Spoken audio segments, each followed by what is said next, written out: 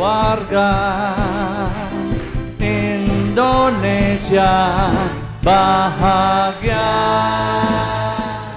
Selamat datang dalam program Keluarga Indonesia Bahagia, serial pengajaran Dr. Jarod Wijanarko. Selamat menyaksikan.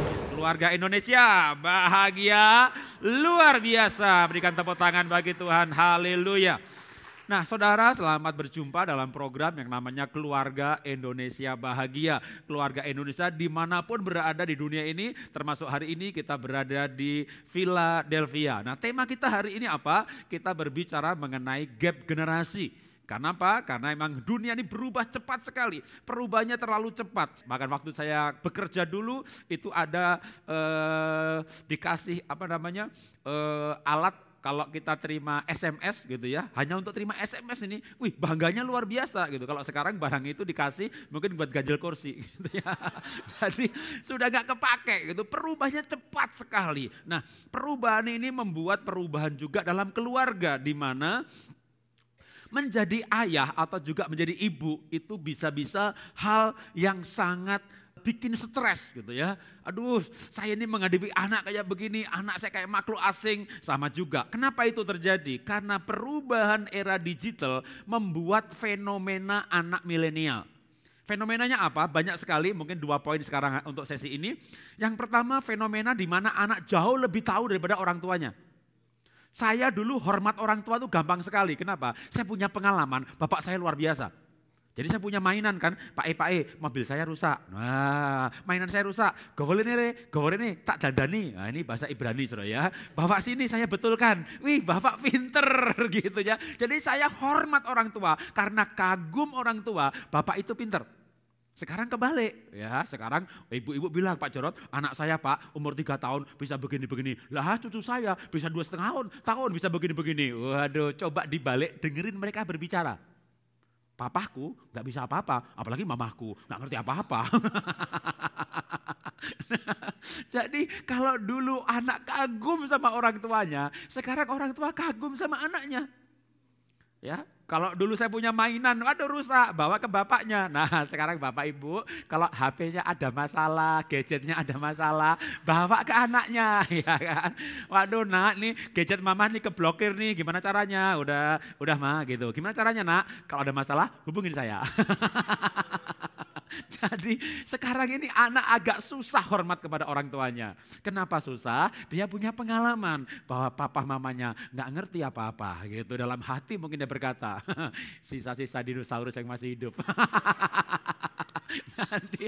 Jadi ini keadaan ini membuat hari ini orang tua kalau tidak punya sesuatu yang akan saya sampaikan hari ini kepada saudara, wibawa itu akan susah. Dihormati itu akan susah, tapi masih bisa asal punya sesuatu yang ilahi. Tapi secara umum anak sekarang lebih tahu. Saya pernah ke Singapura berkali-kali ya, pernah ke London 4-5 kali. Saya bawa anak saya ke sana. Waduh, anak saya yang mimpin saya. Pak, kita makan di sini Pak, kita pergi ke sana Pak. Kamu tahu jalan emangnya? Nah ini mah, gitu. Wah, naik taksi mahal, naik bus Pak, nomor berapa? Sebentar, nomor sekian. Kok tahu? Ini nanti lama nak, sebentar Pak. 3 menit lagi. Kok tahu? Nih namanya juga smartphone, itu smart banget. Bisa terkoneksi dengan sistem transportasi negara itu. Bisa ngecek harga saham, cuaca, segala macam gitu ya. Tapi orang tuanya wow, bisa ya, ajari dong nak. Oh anaknya ngajarin, nggak ngerti-ngerti. Jadi akhirnya anak punya pengalaman bahwa papa mama ini, aduh sisa-sisa dinosaurus yang masih tersisa. Makanya kalau dulu saya pergi ke kota besar, orang tua saya bilang jangan jauh dari bapak ya, nanti kamu hilang. Sekarang kebalik. Pak, Ma, jangan jauh-jauh dari saya. Ikutin saya, papa mama selamat. Ini perubahan saudara, ini enggak begini 30 tahun lalu. Ini tidak begini pada masa anak-anak kita. Pada masa anak-anak kita tergantung orang tua, kita kagum orang tua. Sekarang saudara tergantung sama anak-anak lu. Anak-anak pergi, hilang saudara ya. Jadi kita punya ketergantungan. Ini kebalik saudara. Anak-anak sekarang pandai menggunakan yang namanya gadget gadget itu adalah hebat sekali. Dia anak kita sekarang ini menjalankan dalam waktu yang sama WA-nya, Facebook-nya, Instagram-nya, Google Map-nya, ganti. Itu beberapa aplikasi dijalankan sekaligus. Setiap hari begitu, tanpa sadar itu terapi bagi otak mereka bekerja secara multitasking. Nah, kalau kita ini banyak yang tidak multitasking. Apa itu multitasking? Bisa 2-3 hal sekaligus. Makanya anak sekarang ini mereka bisa dengerin khotbah sambil bikin PR matematika, khotbahnya dites nilainya 90. Yang umurnya 40, 30 tahun ke atas, dengerin, nggak ngerti-ngerti juga. Aduh.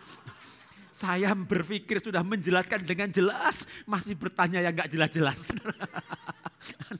Jadi kita itu beda generasi, beda komputer. Kalau istilahnya komputer gitu, anak kita itu, waduh bukan Pentium lagi, sudah 5G. Kita ini masih model yang lama komputernya. Jadi gak bisa 2 hal sekaligus. Maka bapak ibu gak bisa marah sama anak. Nah kalau belajar TV-nya dimatikan, mana bisa kamu belajar? Nah itu dibandingkan sama komputer lama. Bapak ibu dulu, wih anak sekarang ini belajar juga berbeda. Dulu bapak ibu belajar di mana? Di perpustakaan gitu kan, cari tempat yang sepi biar bisa konsentrasi. Oh anak saya dapat beasiswa, pinter-pinter. Banyak orang pengen tahu rahasianya, Pak anak bapak sekolahnya di mana? Kalau belajar kemana? Ke mall. Dulu saya gak percaya, anak saya bilang, Pak aku mau belajar ke Cafe Bean, ke Starbucks, ke cafe gitu. Mana bisa kamu belajar, paling mau main. Enggak belajar beneran mau bikin PR. Itu bikin PR ke perpustakaan. Hah? Kaget anak, hah? Perpustakaan? Sepi banget. Itu kayak kuburan. Jadi mereka pergi ke mall. Saya nggak yakin kalau anak saya belajar. Saya harus pastikan anak saya belajar. Maka diam-diam saya susul. Wih di kafe itu, di mejanya dia bikin PR matematika, telinganya dengerin musik. Kadang dia lepas juga, dia bikin PR. Nak kok kamu bisa belajar sih? Tuh musik jedang-jedung, orang lewat sana sini. Pak, live. Ada tanda-tanda kehidupan. Di rumah sepi, di perpustakaan sepi, itu tanda-tanda kematian.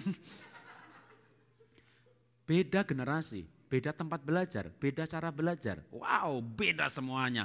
Itu akibat kenapa mereka tanpa sadar otaknya diterapi oleh lingkungan yang multi talent multitasking. Maka zaman sekarang anak-anak multi talent multitasking. Bisa 2-3 hal sekaligus. Nanti kalau anak bapak ibu yang sudah kuliah nih, mereka kuliahnya engineering, tapi mereka juga ahli animasi. Mereka sekolahnya hukum, mereka juara grafis. Mereka 2-3 major dipelajari sendiri dari gadgetnya. Tidak pakai gelar, mereka ikut sertifikasi, lulus sertifikasi LSP 3. Kalau LSP 1 itu SMA diploma, ya. S1 itu LSP 3. Makanya kalau seorang guru ngambil akte untuk jadi guru, lulus LSP 3. Tapi untuk sertifikasi ini nggak punya pendidikan formal nggak apa-apa. Dan cukup banyak anak-anak muda dengan sekolah yang cuma di gadgetnya saja bisa lulus sertifikasi LSP 3. Sehingga dunia nanti mungkin nggak butuh gelar, kecuali kerja jadi dosen, pegawai negeri. Tapi industri mereka butuhnya portofolio, hasil karya. Dan anak-anak sekarang punya hasil karya bagus-bagus tanpa sekolah. Mereka nggak sekolah sinematografi, mereka nggak sekolah multimedia, mereka pegang kamera, mereka mengedit film, mereka broadcast layaknya sebuah televisi. Dari mana mereka belajar? Belajar sendiri. Jadi mereka itu multi talent, multitasking. Nah, hal-hal yang jeleknya apa? Ada juga beberapa hal yang mengkhawatirkan. Dan sudah dinubuatkan oleh ribuan tahun yang lalu oleh 2 Timotius pasal 3. Ayat yang pertama dan ayat kedua. Ketahuilah bahwa pada hari-hari yang terakhir akan datang masa yang sukar. Ayat ini ditulis 2000 tahun yang lalu bahwa di hari-hari yang terakhir itulah sekarang ini. Mereka akan mencintai dirinya sendiri, akan menjadi hamba uang, mereka akan membual dan menyombongkan diri, mereka akan menjadi pemfitnah, mereka akan memberontak kepada orang tua. Kenapa? Karena orang tuanya nggak ngerti apa-apa, bodoh, tergantung sama dirinya dibutuhkan dan seterusnya. Kalau tanpa Roh Kudus dalam rohnya, itu akan muncul pasti dalam generasi sekarang ini. Dan tidak tahu berterima kasih. Kenapa? Karena mereka berpikir orang tua saya harus terima kasih sama saya. Dia tergantung hidup dari saya kok. Ya, itu era sekarang ini sedang terjadi di mana-mana. Tidak akan memedulikan agama. Barna Paper melaporkan 73% remaja di muka bumi tidak percaya kalau Tuhan itu ada. Mereka hidup dari teknologi, dari uang, dari logika. Itu keadaan hari ini. Nah, selain itu dikatakan tadi bahwa hari-hari terakhir sekarang ini akan datang masa yang sukar. Kenapa? Kalau saya batasi masa sukar ini bukan soal ekonomi atau bisnis, keluarga. Bahkan keluarga ini saya batasi lagi parenting. Kenapa akan datang masa yang sukar? Karena ada gap generasi. Jadi kalau dalam layar ini saya munculkan, maka saya umurnya 50 tahun, itu saya baby boomer. Dalam ilmu generasi, bapak saya baby boomer, kakek saya baby boomer. Ya, jadi generasi bukan kakek, orang tua, anak, 3 generasi melayani Tuhan, itu generasi secara umur. Tapi generasi dalam arti beda budaya, beda kebiasaan, beda perilaku, beda konsep, maka umurnya 50 tahun ke atas namanya baby boomer, umurnya 35 sampai 50 generasi X, umurnya 20 sampai 35 generasi Y, umurnya 6 sampai 20 generasi Z, di bawah 6 tahun namanya generasi alpha. Nah, saudara perhatikan bahwa kalau orang tuanya itu baby boomer, anaknya bukan X, anaknya Y. Orang tuanya generasi X, anaknya Z. Kalau orang tuanya umur 20-30, anaknya alpha, bukan Z. Artinya apa? Bukan beda generasi loh, lompat.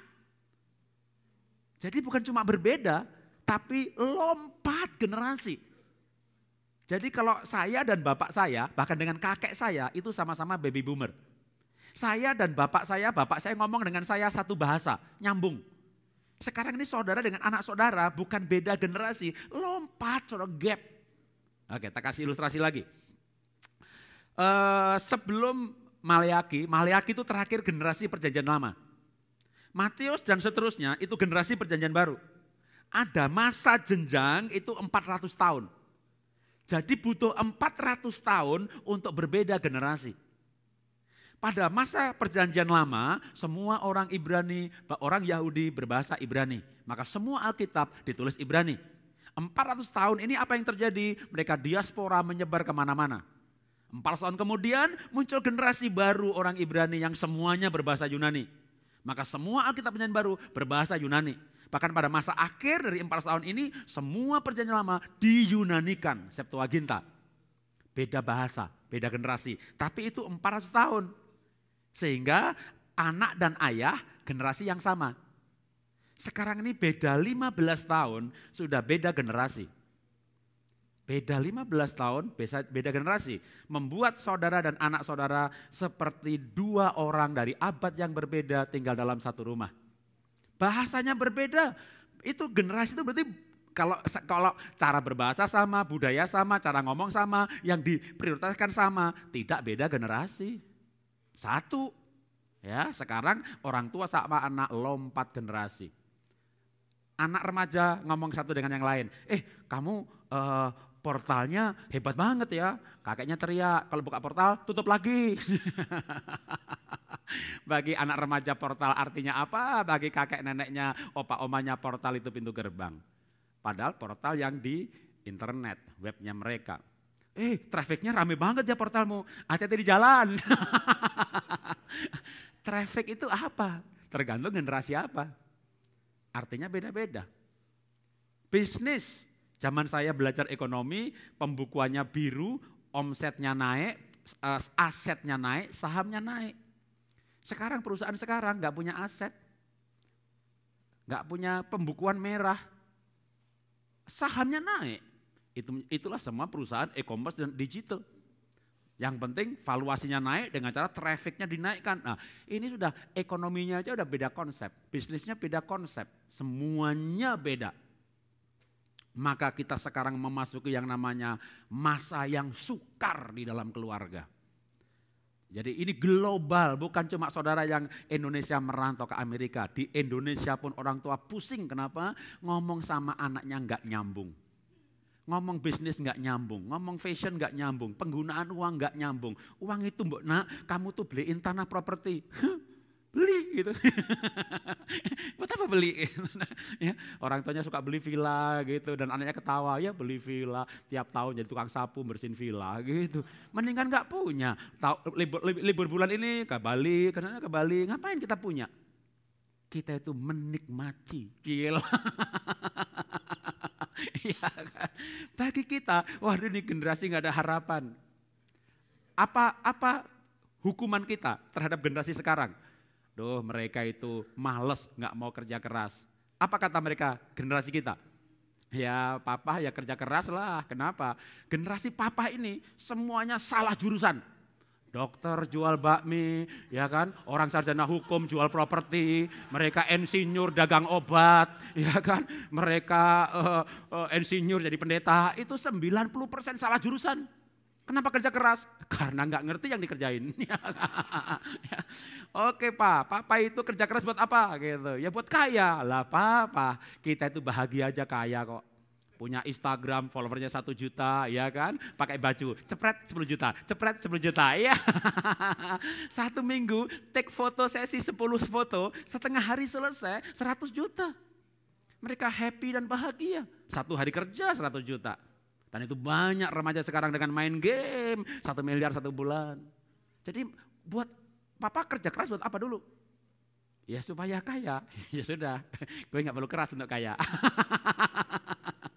Ya, berbeda pola pikir, berbeda, makin, kalau didetailkan gak ada habisnya mengenai perbedaan generasi ini. Ya, nah sekarang saya mau langsung pada solusi. Gap generasi tidak bisa dihindari tetapi bisa disiasati dengan membangun relasi antar hati. Keluarga Indonesia bahagia luar biasa. Berikan tepuk tangan bagi Tuhan. Haleluya. Nah, bagaimana menyiasatinya? Tidak mengada-ada kalau saya memunculkan ayat ini. Maleakhi pasal 4 ayat yang ke-6. Kenapa? Ini ayat adalah ayat terakhir perjanjian lama. Lompat 400 tahun lalu masuk perjanjian baru. Inilah ayat gap generasi. Sederhana ayatnya, kita akan baca bersama-sama Maleakhi pasal 4 yang ke-6. 1, 2, 3. Maka ia akan membuat hati bapak-bapak kembali kepada anak-anaknya dan hati anak-anak kepada bapak-bapaknya. Supaya jangan aku datang memukul bumi sehingga musnah. Terjemahan aslinya adalah let's I come and strike the earth with a curse. Kalau Alkitab yang King James yang lebih dekat dengan bahasa asli Ibrani untuk perjanjian lama. Kalau hati anak nggak hormat orang tua nggak sayang anak, Tuhan datang pukul tanah dengan kutuk. Apa referensi kutuk tanah kutuk? Referensinya Kejadian 3, 17, 16, terkutuklah tanah sehingga dengan berpeluh berkeringat susah cari makan sampai mati. Hari-hari ini kalau saudara nggak punya hubungan baik orang tua anak, susah cari makan. Boleh pinter, boleh punya toko strategis, boleh punya gelar banyak, boleh punya ilmu teologi banyak. Orang tua anak nggak punya relasi, susah cari makan. Bahkan termasuk dalam dunia bisnis. Peneliti Pak Andreas Nawawi, orang bisnis, dan dia punya data bagaimana setiap kali pergantian generasi, ada gonjang-ganjing ekonomi. Perusahaan mana yang bertahan, yang di keluarga itu orang tua anak punya hubungan baik. Sehingga anaknya bisa mewarisi usaha dari orang tuanya. Ya, maka estafet generasi berhubungan juga dengan relasi bagaimana gap generasi ini. Nah, hati Bapa perlu kembali kepada anak, anak kepada Bapa. Apa arti teknisnya? Arti teologisnya bisa macam-macam. Ya, bisa dibawa kemana-mana, ke akhir zaman, roh Elia, umat yang layak di hadapan Tuhan. Saya bawa pada arti teknis praktis aplikatifnya. Hati Bapa sama anak, anak sama Bapa, artinya di hati anak ada bapaknya, di hati anak ada bapaknya. Udah gampang.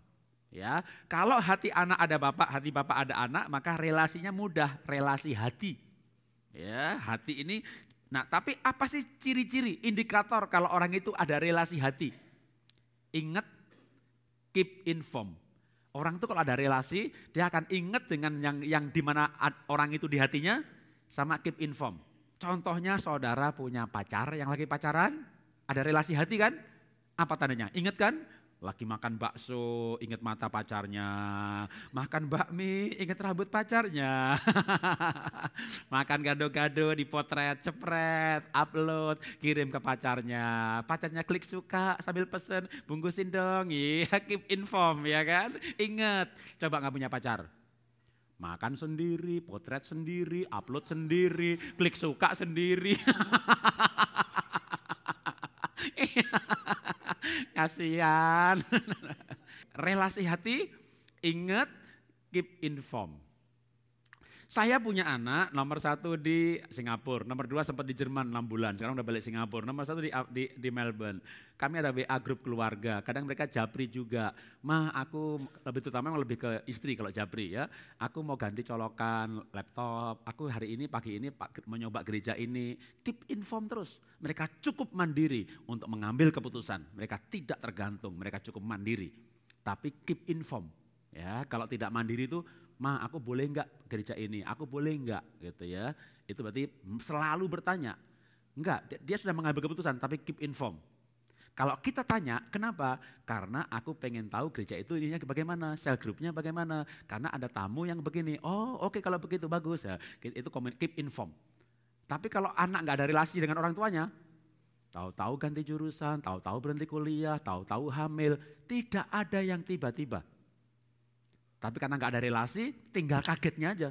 Ya, tahu-tahu malah sudah punya anak, tahu-tahu dinikahi orang, tahu-tahu udah sakit. Aduh, itu karena nggak ada keep inform. Udah banyak loh, tinggal satu rumah loh dalam keluarga dan orang tua nggak tahu anaknya ngapain. Itu berarti tidak ada relasi hati. Nah, lalu sekarang gimana cara kembali supaya ada relasi hati? Ya tadi, hati anak kembali kepada bapak, bapak kepada anak. Artinya apa? Hati orang tua kembali kepada anaknya. Kembali, saya sekarang di Philadelphia, minggu lalu saya di Jakarta, nanti saya akan kembali. Kembali itu artinya saya pernah berada di sini, tapi sekarang ada di sana. Berarti orang tua itu pernah hatinya sama anak. Ya, bapak-bapak pernah sama anak, terutama contohnya apa? Contohnya anak pertama. Ya, bapak lagi senangnya punya anak, ibu senang punya anak. Anak pertama muncul, wih, fotonya banyak sekali. Ulang tahun pertama, kedua, ketiga, keempat, kelima, fotonya ada. Merangkak di foto, jalan di foto, pakai baju di foto, nangis di foto, wih, semuanya di foto. Itu lagi senang-senangnya punya anak, dipotretin terus. Waduh, siapa di sini remaja, di sini pemuda, di sini anak nomor 3, nomor 4? Pulang cari fotomu waktu kecil, enggak ada. Enggak ada loh, enggak ada. Kenapa enggak ada? Berarti waktu itu ayahnya hatinya sudah enggak sama anak. Menikah, anak 3 lahir, berarti nikah mungkin udah 9 tahun. Oh, hatinya sudah hanyut di pelayanan, sudah hanyut di pekerjaan, di industri, atau di mana saja. Maka perlu kembali. Enggak susah, wong kita pernah kok. Susah itu kalau kita enggak pernah. Kita belum pernah ke sorga, saya mau ke sorga, oh lahir baru, oh bertobat, oh ya mudah juga kalau rendah hati. Tapi sesuatu yang pernah jauh lebih mudah dong. Pernah pasti ya, maka kembali. Hati Bapa kembali kepada anak, anak kepada Bapa. Dengan kata lain kita harus mencintai, mengasihi anak-anak.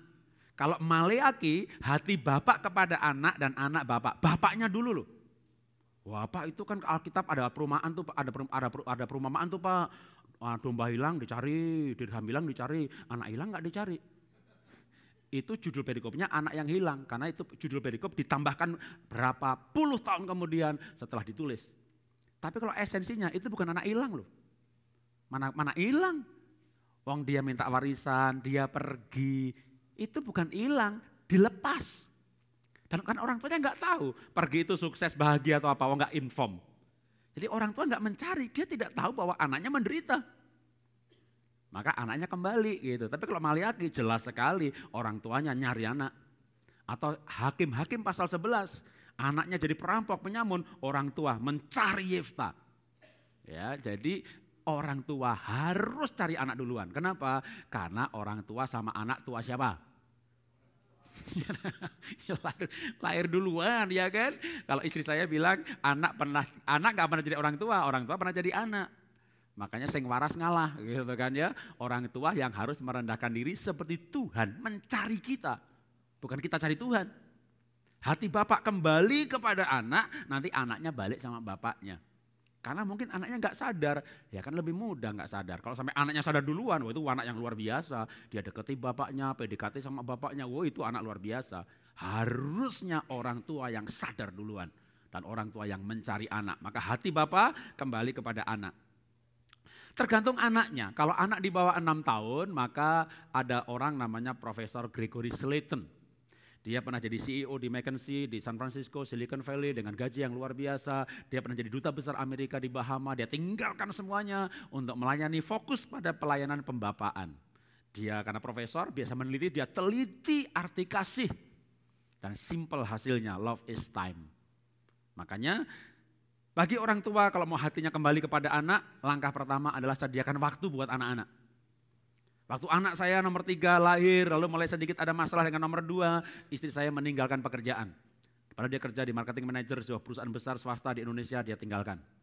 Dia tinggalkan kegiatan gereja hanya terbatas yang tertentu saja. Dia komitmen untuk pada anak-anak dan tidak ikut kemana saya pergi, hanya pilih-pilih yang tertentu saja. Kenapa? Mau spend waktu yang luar biasa untuk anak. Hasilnya berubah dikit. 2 tahun berubah dikit. Makanya ada orang namanya Helen Keller. Itu berubah dikit. Gurunya namanya Anna Sullivan. Anna Sullivan ngasih tips. Kalau ada perubahan dikit saja, perubahan itu dimeteraikan dengan pujian. Berikan apresiasi kepada anak ketika ada perubahan sedikit saja. Ya, ulangan nilainya 3,5, 4,0, 3,5, 4,0. Istri saya nggak ikut BBI, nggak ikut arisan, nggak ikut ibu, nggak ikut saya. Dampingin anak sebulan, 2 bulan, 3 bulan, setahun. Dari 3,5 jadi 4,5. Itu ya kan. Itu ibu lain yang tidak mengerti teori ini. Gimana sih kamu, mama sudah dampingin 4,5. 3,5 naik 4,0 itu sudah berubah positif tuh. Hebat, sekarang 4,0, mantap ya. Nanti 4,5 ya gitu. Nanti 5,0 ya, gitu. Begitu mau kenaikan, nanti 6,0 ya. Naik deh 6,0. Kita senang sekali, kita rayakan kemenangan kecil. Ya kan, supaya nanti merayakan kemenangan besar. Goliat dikalahkan. Sebelumnya beruang diusir aja udah dirayakan. Kenapa? Kemenangan kecil. Nah itu adalah bagi anak, oh mama cinta aku, ada waktu buat aku. Karena waktu anak saya nomor 3 lahir, sana sama papa, mama sama adik. Oh mama gak cinta aku. Karena bagi anak, love is time. Maka dimulai dengan yang paling sederhana, sediakan waktu. Melalui waktu inilah komunikasi bisa ada, karena komunikasi butuh waktu. Melalui waktu yang disediakan inilah interaksi bisa terjadi, karena interaksi butuh waktu. Maka plot aja waktunya. Waktu anak saya bermasalah, ada masalah, keluarga kami pernah ada masalah, keluarga kami gak langsung hebat, anak-anak gak langsung dapat beasiswa, maka saya pernah beberapa tahun, bahkan dulu saya menjadi ketua pemuda, ketua misi, ketua departemen anak, banyak jabatan, tak lepas semuanya. Lalu saya mengambil keputusan, libur sekolah gak khotbah, gak melayani, Natalan gak melayani, Lebaran gak melayani, pokoknya anak libur, kita libur. Untuk pergi bareng-bareng, kenapa? Spend time. Hasilnya sedikit. 6 tahun kemudian gitu ya, baru anak dapat ranking. Waduh itu lama gitu, makanya mendidik anak harus harus sabar.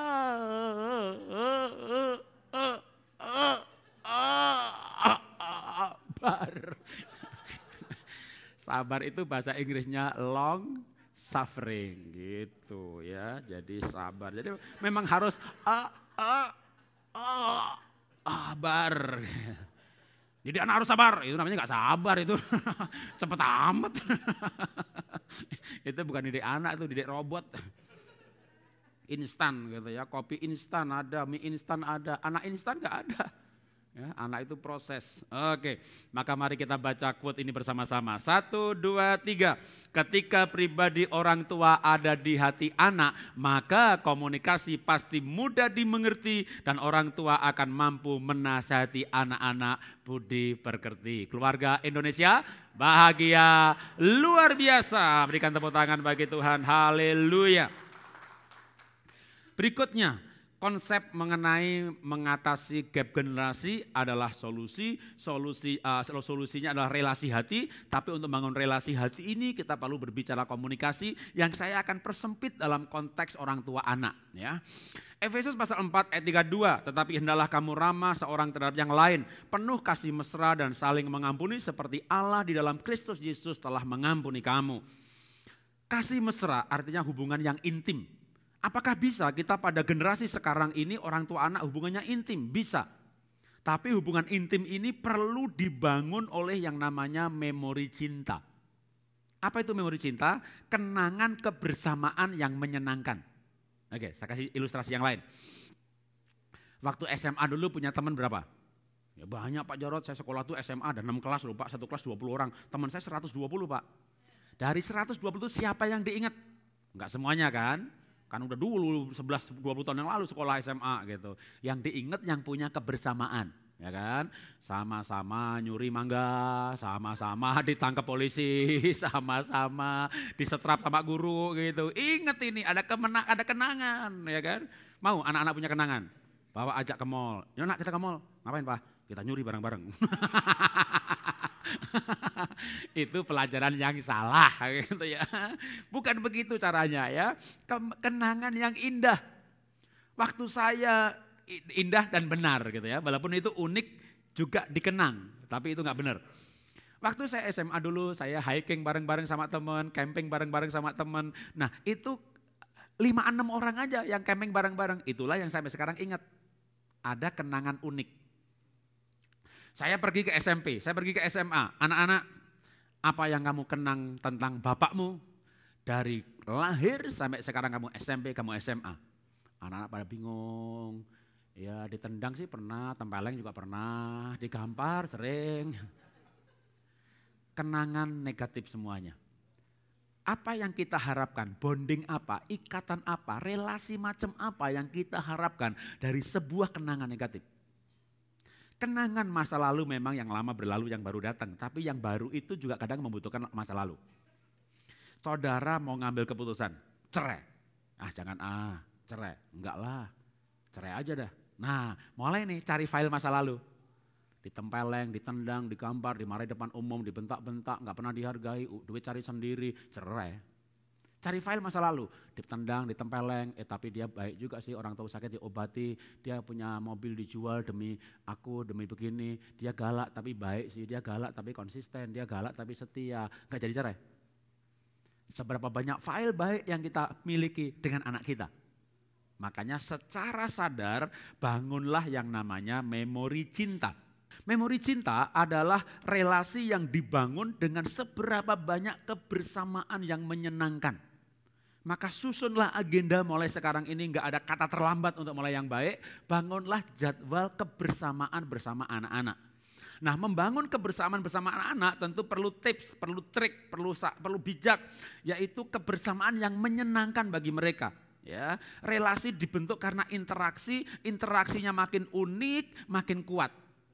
Karena anak saya adanya di luar negeri, maka kalau saya ke Indonesia, saya ajak yang di luar negeri nggak ada, gitu ya. Rafting, arung jeram, ya mungkin kalau luar negerinya Amerika ada, gitu ya. Di Singapura nggak ada gunung, gitu. Anak-anak di Singapura, jadi saya bawa mereka punya pengalaman-pengalaman yang mereka kata, wow keren, nanti kalau temanku dari Singapura ke Indonesia, tak ajak ke sini. Nah itu yang kedua, yang pertama dengan kita.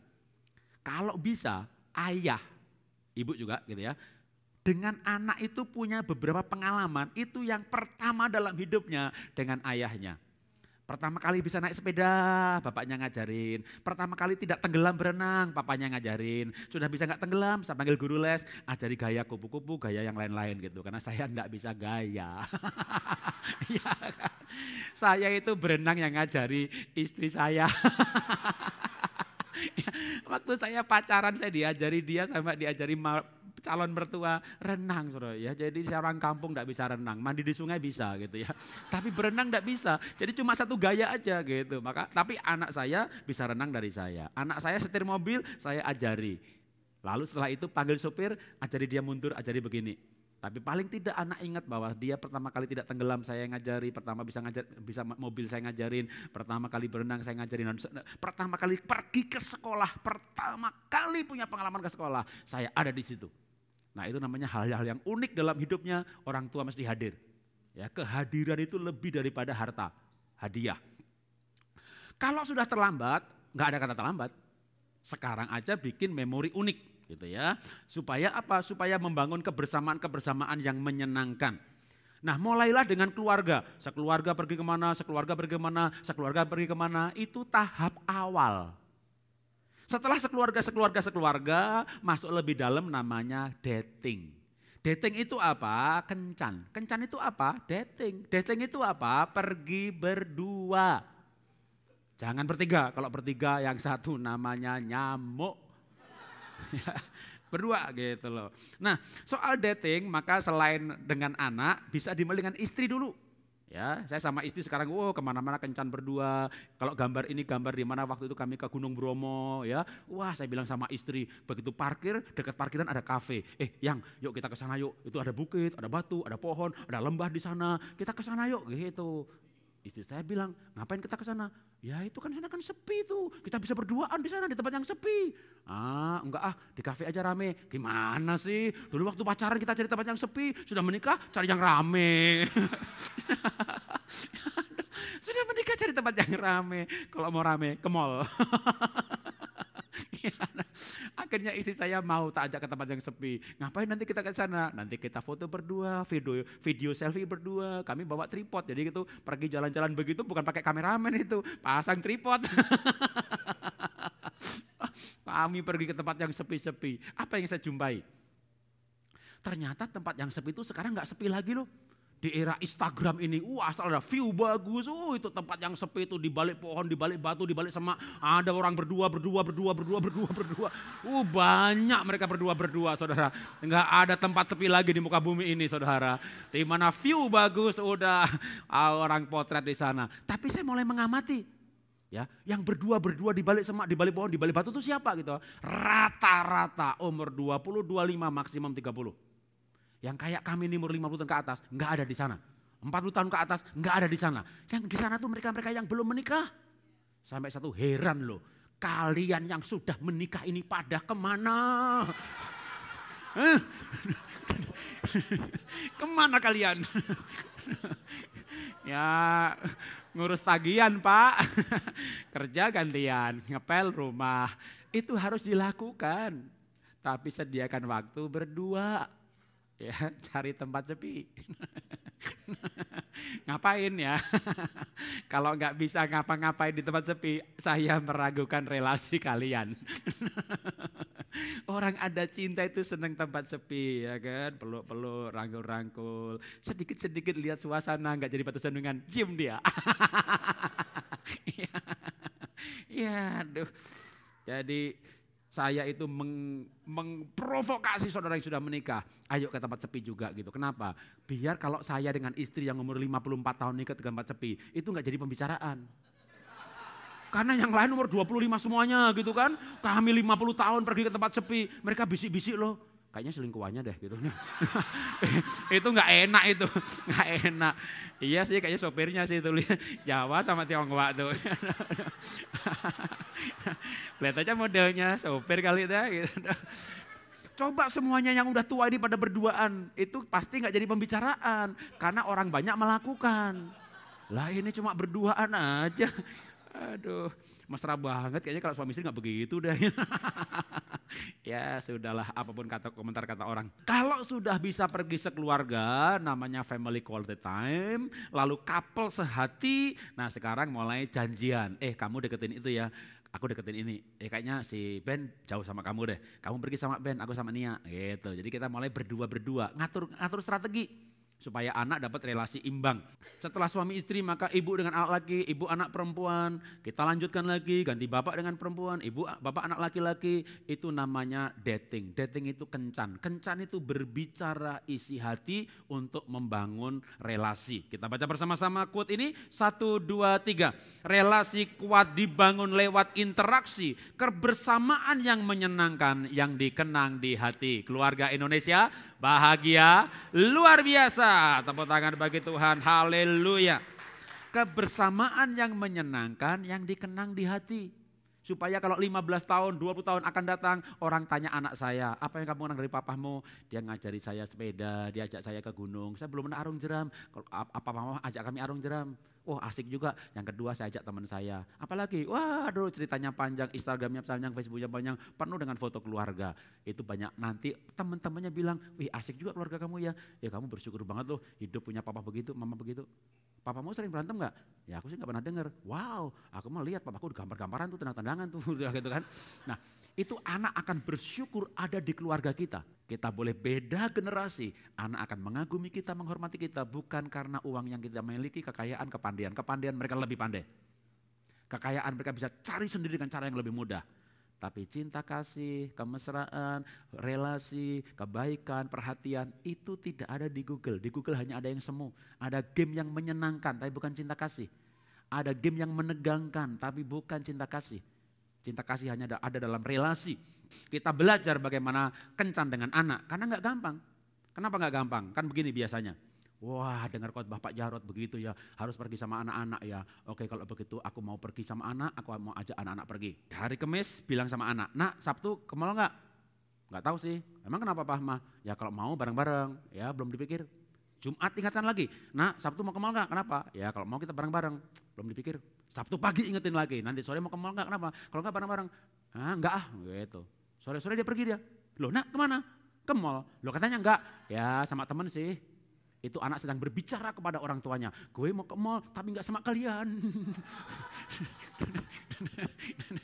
Itu pesannya jelas. Saya mau ke mall tapi nggak sama kalian, sama teman. Tidak mudah, makanya butuh seminar, butuh pembelajaran, butuh tips, butuh trik. Gimana cara ngajak anak pergi bareng-bareng kalau anaknya 12 tahun ke atas. Kalau anak di bawah 6 tahun nggak perlu teori.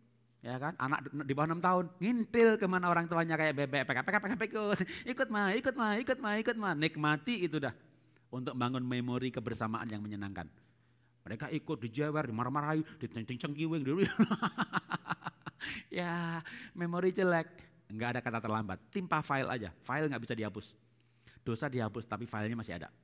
Supaya di akhir zaman nanti dosa 10 kali sama dosa 500 kali kemuliaannya beda. Berbuat baik 2 kali sama 1000 kali, kemuliaannya berbeda. Dosa diampuni, tapi filenya masih ada. Walaupun kita berkata dihapus sebenarnya, tapi sebenarnya file itu masih ada, file kehidupan. Kenapa? Untuk keadilan Tuhan. Tapi Tuhan tidak memandang lagi itu sebagai kesalahan yang harus dihukum, tapi hanya untuk ukuran upah. Setiap orang masing-masing akan dihakimi sesuai dengan perbuatannya. Nah, maka dalam otak manusia nggak ada fungsi delete. Kalau anak sudah punya memori yang jelek-jelek, ya sudah, timpa aja, timpa terus, fungsi timpa ada. Sehingga file yang lama akan hibernate, dia masuk dalam memori, lalu file yang baru itulah yang file aktif, kayak mobile file. Wah, muncul di sana, muncul di sini, gitu ya. Maka timpa aja file, gitu. Nggak ada kata terlambat. Nah, caranya gimana? Untuk dating dengan anak, maka waktu acara sesuai si anak, ya. Berikutnya berikan waktu mereka buat dengan temannya. Jadi misalnya Sabtu ini kan tadi dibilang enggak, berangkat dia. Oke, minggu besok ya ke mall? Belum tahu sih, belum tahu atau sama teman lagi, sama teman. Ya oke, berikan waktu. Nah Sabtu sama teman, Minggu sama teman, kamu udah 4 kali loh sama teman. Kok kamu gak pernah minta duit? Ya aku kan dibayari sama teman. Jangan begitu dong, sekali-kali aku juga bayari. Nih duit buat bayari teman kamu Sabtu depan. Jadi kebersamaan dengan temannya tidak dilarang, bahkan dimodali kasih duit. Setelah itu memohonlah. Tapi Senin sama kita ya, Jumat sama kita ya. Berikan waktu buat temannya, mohonlah waktu buat kita. Ya, karena anak remaja itu dunianya dengan teman. Maka supaya kita jadi dunianya, gak ada pilihan lain, kita harus jadi teman. Di bawah 6 tahun kita gembala, 6-12 tahun kita gembala dan guru. Tapi 12 tahun ke atas kita gembala, guru dan sahabat. Karena penelitian melaporkan anak remaja 70% dipengaruhi sama sahabat. Di bawah 6 tahun 90% dipengaruhi oleh orang tuanya. Tapi 6-12 mulai sekolah, anak mulai kagum dengan guru. Orang tua turun 40%, guru naik 60%. 12 tahun bukan guru lagi, sahabat. Nah maka harus menjadi sahabat. Berikan waktu mereka dengan temannya, baru minta waktu untuk keluarga. Begitu diberi waktu oleh anak, dalam arti oke deh nanti ikut mama gitu, sama papa makan bareng ke mall. Maka jagalah suasana sukacita. Ya, jangan sekeluarga pergi bersama, kemana pergi berantem, kemana pergi mamahnya mumpung nih ketemu sama anak nih. Udah bikin PR belum? Besar mau jadi apa? Punya cita-cita dong kamu. Itu anak mikir khotbah lagi. Ini terakhir buat dengan sama mereka. Ini terakhir kalinya saya. Ini yang terakhir dengan mereka gitu ya. Jaga suasana menyenangkan. Memang kita harus menasehati tapi tunda sebentar gitu ya. Itu namanya dating. Ingat, sedang dating. Ya, jangan begitu dating sama anak, ngomong PR, cita-cita, masa depan, itu penting semuanya. Dating itu tidak ngomong yang penting, tapi yang penting ngomong.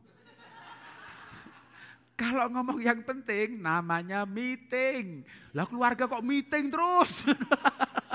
Itu keluarga atau perusahaan itu. Meeting terus kerjaannya ngomong yang penting terus loh. Kita harus ngomong yang penting, harus. Tapi hidup sehari-hari ini belajarlah untuk bersukacita gitu ya, menjaga suasana sukacita. Kenapa? Dalam suasana sukacita maka kita bisa membangun relasi. Saya sudah mengerti hal ini, dapat teori ini, belajar teori ini, ngajari teori yang lain gitu. Itu pun masih punya masalah loh. Anak saya nomor 2, waktu di bawah 6 tahun deket banget sama saya sampai bermasalah karena jauh dengan ibunya, deket dengan saya. Lalu mulai umur 7 tahun istri saya mulai masuk ke hidupnya dia. Saya tarik sedikit, saya masuk ke anak yang paling kecil. Kebablasan, anak saya deket banget sama mamanya. Begitu dia ke sekolah ke Singapura, saya kurang care. Akhirnya 2 tahun kemudian setelah dia pergi, saya bapak yang jauh. Kalau minta duit, informasi semuanya dari anak ke ibu. Saya ngomong sama teman, anak saya itu laki-laki di luar negeri, apa-apa ke istri. Ya begitu biasa, semua juga begitu. Saya harus berpikir bahwa itu tidak biasa. Kalau saya berpikir itu tidak masalah, saya nggak cari solusi. Orang yang mencari solusi itu kalau menyadari itu masalah. Jadi saya bilang ini masalah. Lalu kita sepakat, maka istri saya bilang, makanya kamu deketi anak, kamu deketin Ben sekarang deh. Oke, untuk mendekati anak kita harus tahu keunikannya dia, kesukaannya dia. Nomor 1, nomor 3, saya mudah mendekati. Kenapa? Satu tipe sama saya. Nomor 1 nulis buku, dapat bakat dari saya nulis buku. Suka motivasi, suka ngoceh, suka ngomong, sama suka ngomong begitu. Nomor 2 nggak suka ngomong, kayak istri saya nggak suka ngomong. Sekarang ini berubahnya luar biasa mau maju ke depan. Waduh, kalau di rumah saya ini yang Ibu Jarot, dia yang Pak Esther. Tahu Bu Jarot dan Pak Esther? Saya ini lebih wanita, banyak ngomong begitu. Jadi kalau pulang ke kantor, saya ngomong sama dia diem aja gitu. Dia nanya, kamu udah selesai ceritanya? Ya saya bilang udah, saya berharap dia cerita ganti gitu kan. Tapi nggak terjadi. Kalau dia nanya, kamu cerita udah selesai? Udah, ya udah saya mau tidur. Tidur dia. Pak Esther. Sayanya Bu Jarot. Bapak Ibu tahu kalau pagi-pagi hari dia baca koran atau ngapain gitu. Saya ngambilin bunga, ya. Nanti bunganya tak taruh di kamar mandi, tak taruh di mobil gitu. Bu Jarot, ya kan. Nanti saya selesai ngambilin bunga, saya masuk ruang makan gitu. Dia sambil baca-baca koran, kalau sekarang dia baca di tablet gitu kan. Waduh, dia nanya tuh, kamu mau ngopi nggak? Ya mau sih, ya buatin sekalian ya 1. Gitu. Jadi setiap pagi Bu Jarot yang bikin kopi buat Pak Esther. Jadi saya itu udah biasa bikin, makanya kalau saya tuh bisa pergi kemana mau dibuatin gitu, kok gimana rasanya ya, mungkin udah biasa bikin gitu, jadi saya yang buatin gitu. Jadi dalam kondisi seperti itu, nah anak pertama deket ke saya, nomor 2 tuh deket ke istri, karena satu tipe. Gak banyak bicara, tipe stabil, tipe tenang. Anak saya nomor 2 tuh nilai 0,3, tenang gitu. Istri saya juga tenang, istri saya tuh apapun yang terjadi tenang dia. Jam 9 malam anak perempuan kelas 1 SD pergi ke rumah teman belajar belum pulang. Dia jam setengah 9 udah tidur. Setengah 10 saya bilang, anak Nia belum pulang. Nanti juga pulang. Tidur lagi. Tidur dia. Tenang. Nah nomor 2 kayak dia. Nomor 3 kayak saya. Ngelukis segala macam. Makanya waktu deketin nomor 2 itu saya susah sekali. Saya perlu pelajari anak nomor 2. Sebenarnya dapat jembatan sih. Mau belajar anak nomor 2, belajar dari istri. Sukanya apa, tipenya apa. Nomor 2 tuh sukanya sejarah gitu. Dia gak suka keindahan. Kalau nomor 3 kayak bapaknya gitu kan. Naik gunung, lembahnya, bagus banget. Iya bagus apa? Iya bagus, waduh gitu. Istri saya datang, uduk. Ya gak ada apa-apanya.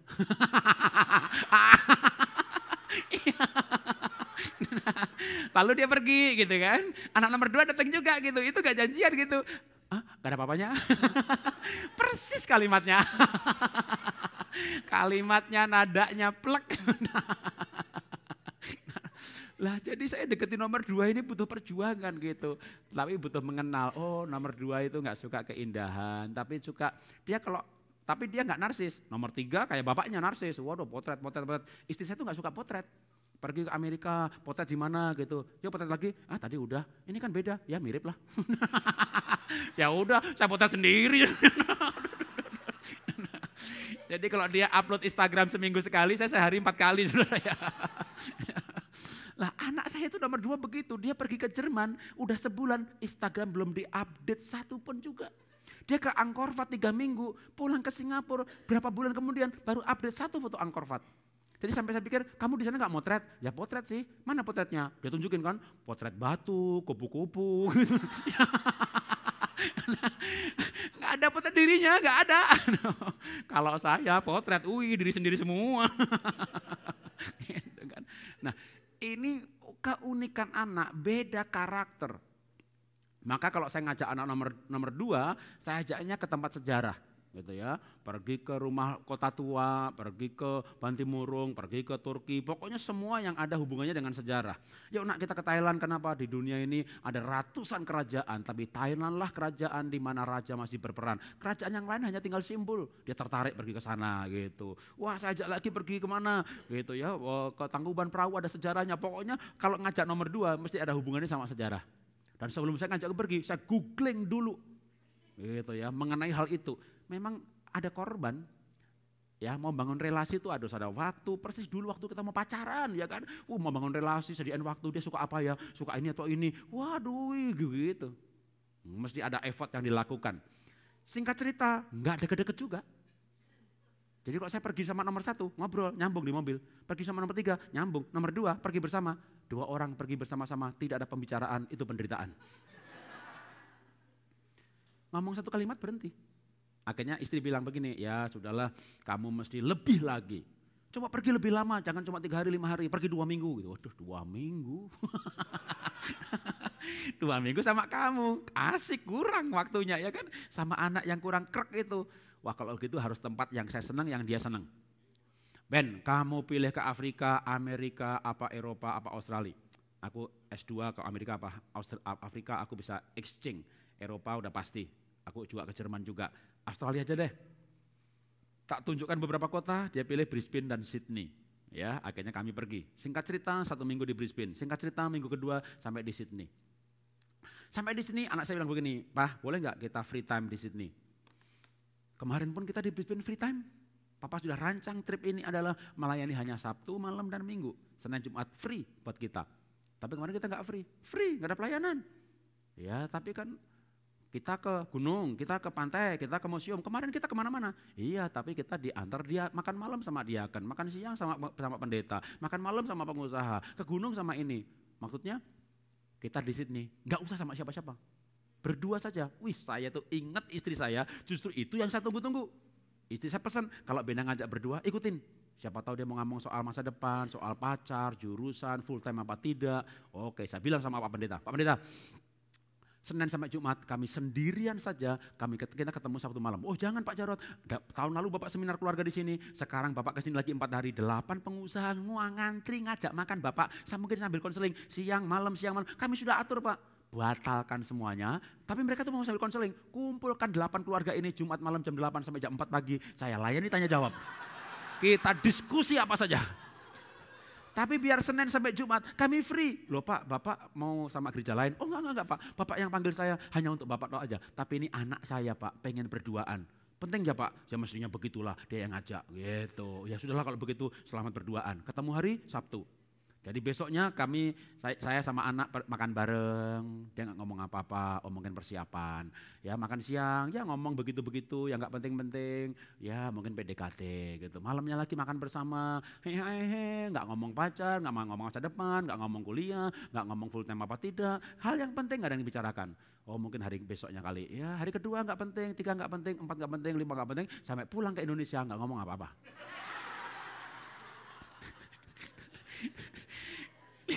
Ini anak minta waktu untuk berduaan, ngomong gak ada yang penting.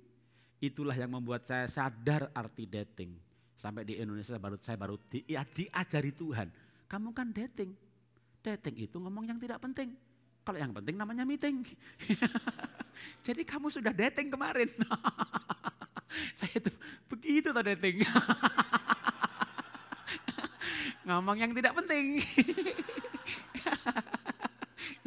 kita geser yang penting-penting. Waduh, konseling, appointment, minta sel grup gabungan dibatali semuanya untuk yang tidak penting.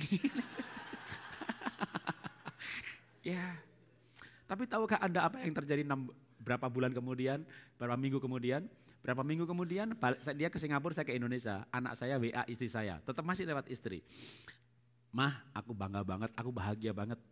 Papa sediakan waktu buat aku. Berarti aku penting buat papa.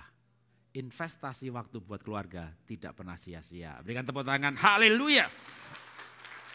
Singkat cerita, 6 bulan kemudian ada perubahan yang luar biasa. Anak saya jarang bangun pagi. Wih, bangun pagi. WA keluarga dijawab, ikut posting juga. Wih, pagi-pagi. Biasanya tuh siang hari baru dia bangun. Kuliah selalu ngambil modul yang di atas jam 12. Ini pagi-pagi. Wih, akibat hati anak orang tua boleh. Bukan, dia jatuh cinta. Waduh, kita cari informasi sama kakaknya. Ceweknya gimana? Wah, begini kok bagus, begini. Wah, udah kita setuju begitu. Dia belum nanya, kita udah setujuin begitu. Lalu saya email pribadi, nggak dijawab. Tapi kakaknya bilang, "Pah, Bena dapat email papa nangis loh." Kena banget katanya. Wih, berarti nyambung dong, cuma nggak jawab aja tapi nangis. Wih, begitu dia nangis katanya kena banget. Saya beranikan diri, tembak Ben, kalau kamu suka tembak. Anak saya itu bukan kayak saya ini orang yang seruntulan. Ya. Anak saya itu tenang kayak istri saya, makanya dia bilang, "Pak, nembak itu ada waktunya, ada timingnya, ulang tahun, apa Valentine gitu." Singkat cerita, sekian bulan kemudian itu cewek ulang tahun, ditembak orang lain.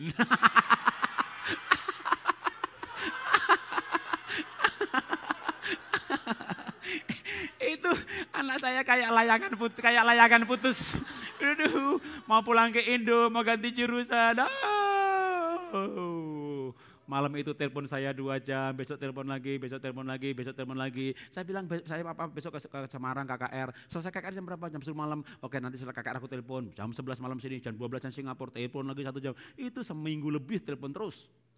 Saya baru sadar tuh, kalau saya dulu tidak memberikan waktu untuk yang tidak penting, yang penting pun dia nggak ngubungin saya. Jadi ketika kita memberikan waktu untuk yang tidak penting, itulah bangun relasi. Kan kita bukan bos, kalau bos itu jangan yang penting-penting aja. Jangan jadi bapak bos. Kalau yang nggak penting-penting sama mama ya, yang sama papa yang penting aja. Si bos, bos, bukan bapak gue gitu kan. Belajarlah untuk membangun relasi, investasi waktu buat keluarga tidak pernah sia-sia. Keluarga Indonesia bahagia luar biasa. Berikan tepuk tangan bagi Tuhan, haleluya. Saudara, setelah melihat tayangan ini, apabila ingin konseling, silakan menghubungi Sahabat 24 melalui email, nomor telepon atau SMS yang tertera di layar kaca ini. Mengapa disebut Sahabat 24? Karena dalam 24 jam kami siap melayani Anda. Sampai jumpa di program yang berikutnya. Tuhan Yesus memberkati. Keluarga Indonesia bahagia.